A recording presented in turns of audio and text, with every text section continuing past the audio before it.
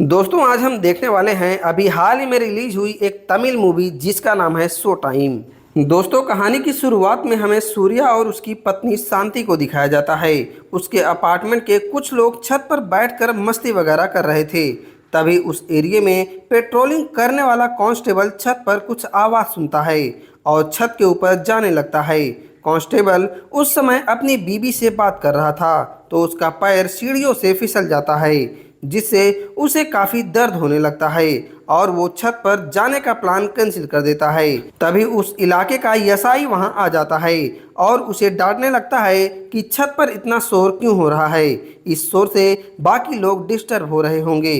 अब कांस्टेबल छत पर आता है और गुस्से में सबको डांटने लगता है। शांति और सूर्या कहते हैं कि सर बच्चे छत पर खेल रहे हैं, हम लोग ध्यान देंगे कि हमारी वजह से कोई प्रॉब्लम ना हो। अब तक एसआई भी छत पर आ चुका था और वो आते ही सबसे उनके बारे में पूछने लगता है, जैसे कि कौन हो तुम लोग क्या काम करते हो, तुम सबको पुलिस स्टेशन आना पड़ेगा। ये सुनकर सूर्या को गुस्सा आ जाता है और कहता है कि हम लोग आपको रिस्पेक्ट दे रहे हैं, इसका मतलब ये नहीं कि आप वर्दी का रौब दिखाओगे। शांति भी गुस्से में बोलने लगती है।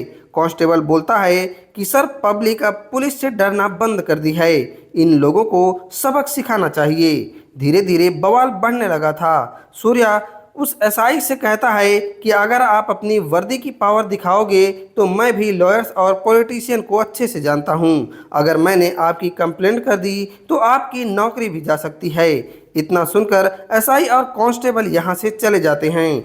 इसके बाद सभी कॉलोनी वाले भी अपने अपने घर आ जाते हैं। यहाँ हमें पता चलता है कि सूर्या और शांति ने लव मैरिज की थी, इसीलिए शांति को अपने माता पिता से मिले कई साल हो गए थे।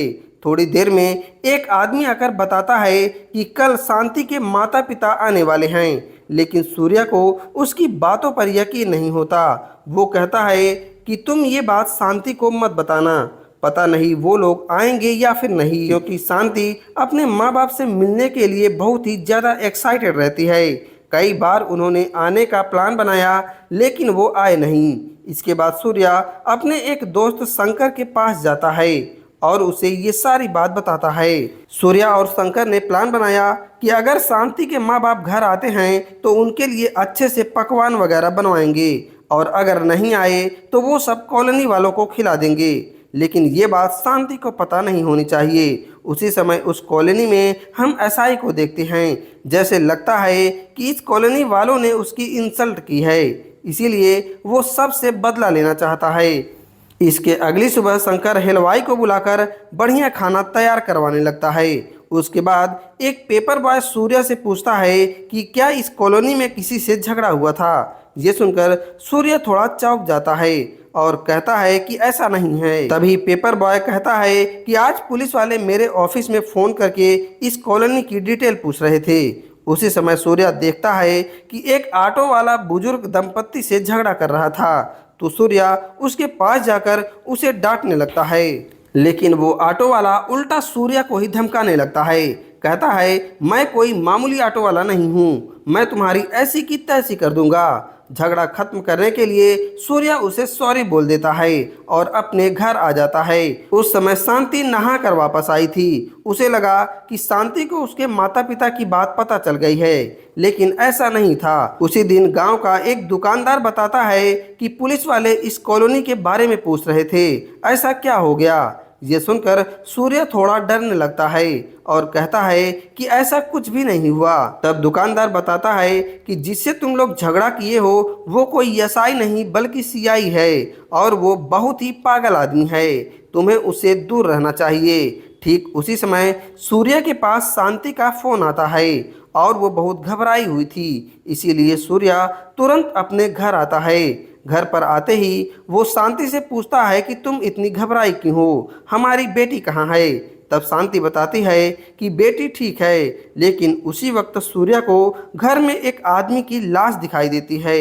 ये देखकर उसके तो होश उड़ जाते हैं। शांति बताती है कि ये आदमी अपनी बेटी के गले की चैन छीनने की कोशिश कर रहा था। अपनी बेटी को बचाने के लिए शांति ने उसे धक्का दिया तो वो आदमी दरवाजे से टकरा के गिर पड़ा और सिर में चोट लगने की वजह से वहीं पर मर गया।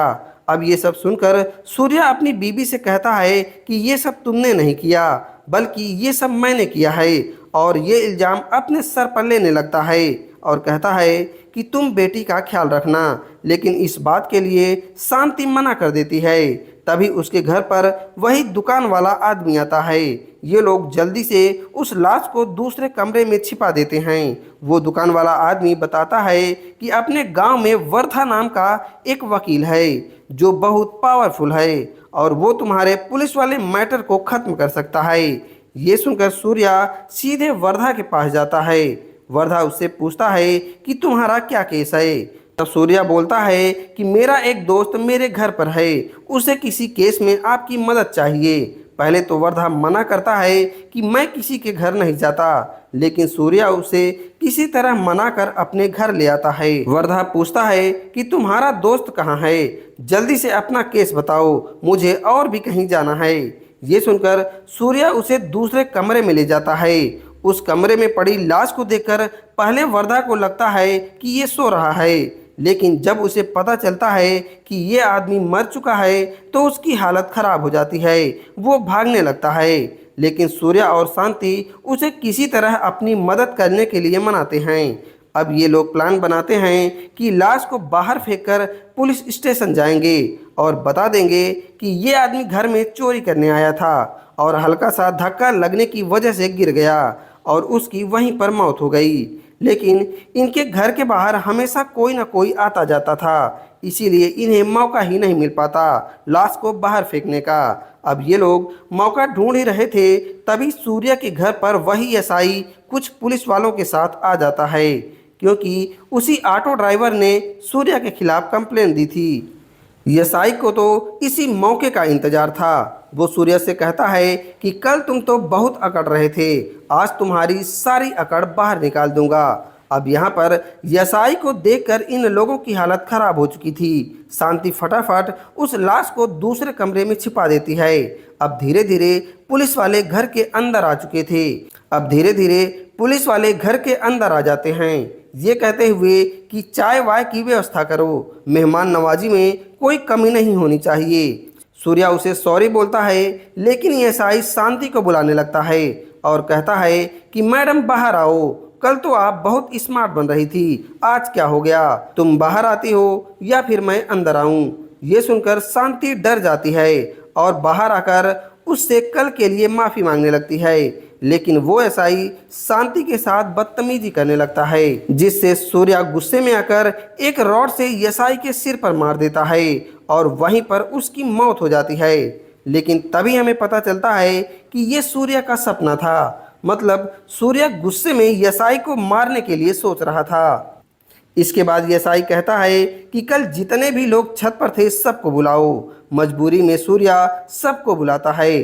अब ये पुलिस वाले सबसे उठक बैठक करवाने लगते हैं। सब लोग इन पुलिस वालों से माफ़ी मांगते हैं। तभी एसआई देखता है कि एक लड़का इन सब का वीडियो रिकॉर्ड कर रहा था।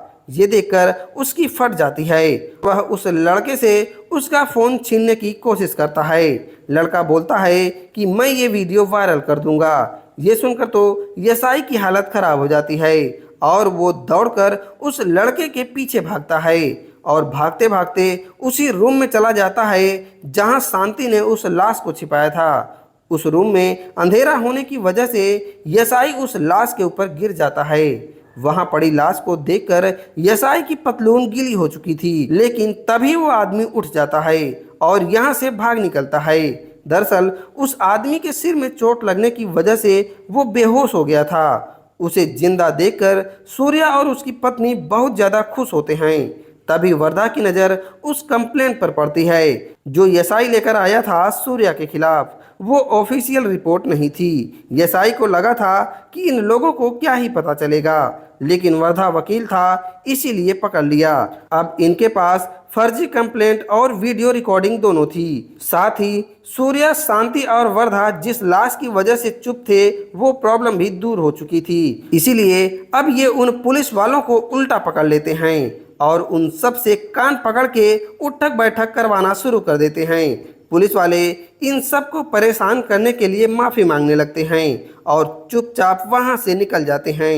तभी शांति के माँ बाप भी उसके घर पहुंच चुके थे और शांति कई सालों बाद अपने पेरेंट्स को देखकर बहुत खुश होती है और इसी सीन के साथ ये मूवी खत्म हो जाती है। तो दोस्तों ये कहानी आपको कैसी लगी आप हमें कमेंट में ज़रूर बताइएगा। साथ ही वीडियो को लाइक करके चैनल को सब्सक्राइब करना मत भूलिएगा। अब हम मिलते हैं एक नई वीडियो के साथ।